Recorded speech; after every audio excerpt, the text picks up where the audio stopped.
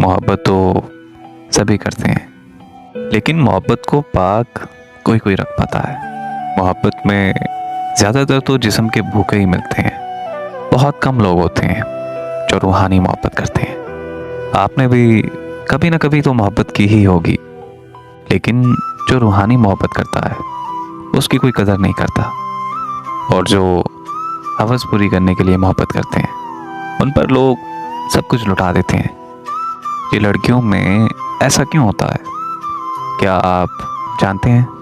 नहीं जानते तो सुने, मैं आपको बताता हूँ। जो रूहानी मोहब्बत करता है ना, वो कभी भी झूठ नहीं बोलता और ना ही आपकी झूठी तारीफ करता है, बल्कि वो तो आपसे एक मोहब्बत के दायरे में रहकर बात करता है। कभी भी आपके साथ कोई ऐसी बात नहीं करता जो आपकी इज्जत को दागदार करे, ना ही आपकी बातें दोस्तों में जाकर बताता है, बल्कि वो तो आपकी इज्जत को अपनी इज्जत समझता है, ना कि आपकी इज्जत दोस्तों के साथ बैठकर आपकी इज्जत को पैरों में रौंद दे।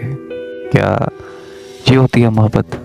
पर मैंने अक्सर देखा है ऐसी मोहब्बत करने वालों को रोते हुए, और जो लोग हवस पूरी करने के लिए मोहब्बत करते हैं उनकी बहुत कदर की जाती है, क्योंकि वो झूठी तारीफ़ें जो करते हैं, वो आपकी इज्जत के साथ जो खेलते हैं, उनकी तो कदर करेंगे ना आप। वो आपको झूठे वादे जो करते हैं, झूठी कस्में जो उठाते हैं, और जब वो आपकी इज्जत से खूब खेल लेते हैं, आपका उनसे मन भर जाता है, तो फिर आप उनके सामने रोते हैं, उनके पाँव पकड़ते हैं, उनकी माफ़ियाँ मांगते हैं, मिन्नतें तरले करते हैं। लेकिन जो बेहिस इंसान होता है ना, जिसे सिर्फ हवस से मतलब होता है, उसके दिल पर आपकी किसी भी बात का असर नहीं होता, क्योंकि वो तो अपने मिशन में कामयाब हो चुका होता है।